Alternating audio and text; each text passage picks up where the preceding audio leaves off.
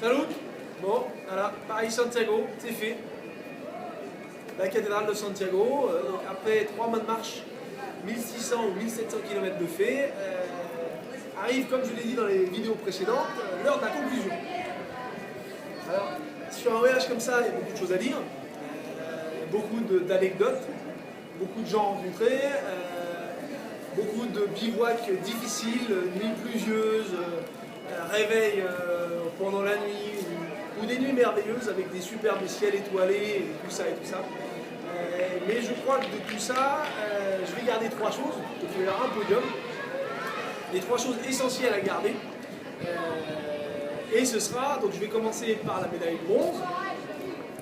Qu'est-ce que c'est que la médaille de bronze? La médaille de bronze, c'est la compréhension, le degré de compréhension avec lequel nous comprenons notre environnement et la planète sur laquelle nous vivons. Ça, c'est à mon sens l'une des choses essentielles du voyage, c'est comprendre l'environnement, donc le temps, les intempéries, etc. Mais aussi comprendre la politique, l'économie et l'intellect et le mental humain. Médaille d'argent. Alors qu'est-ce que c'est que la médaille d'argent? La médaille d'argent, c'est le degré d'attention et de présence avec lequel nous effectuons les tâches du quotidien.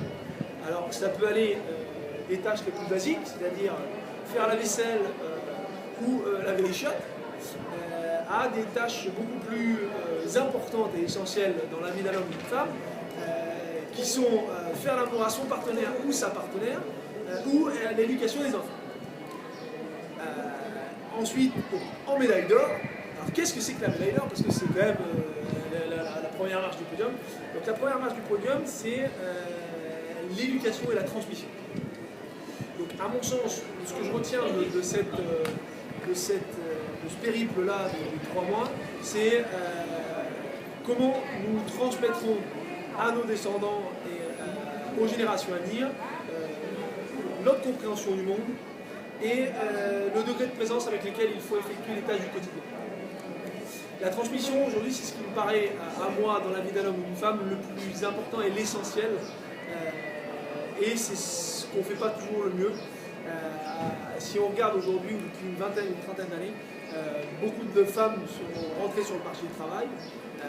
Pas qu'il y ait du mal à ce que les femmes soient rentrées sur le marché du travail, mais c'est qu'on attend que l'école, que le prof de tennis, de judo, ou de karaté, ou de football éduque nos enfants, ou que la nounou s'en occupe aussi. Or, il me semble aujourd'hui essentiel que nous, parents, les potentiels parents de notre génération, s'occupent de cette tâche d'éducation et de transmission pour donner à nos enfants les meilleurs outils pour vivre dans le monde dans lequel on vit. Voilà, donc ça, ce sont les choses, les 3 choses qui me paraissent essentielles. Donc, le degré de compréhension du monde, le degré de présence, et enfin la transmission. Voilà. Avec ces 3 choses-là, je pense que c'est grosso modo ce que je dois retenir, ce que je vais retenir de ce voyage, et c'est ce que donc, je vous transmets sur ce blog. Et donc voilà. En espérant que vous ayez compris, il y a encore beaucoup de choses à dire. Je ferai encore quelques autres vidéos autour de la cathédrale ou dans Santiago. Et puis si jamais vous avez des questions, je rentre bientôt, donc on se voit, on s'appelle. Allez, à tout bis, ciao.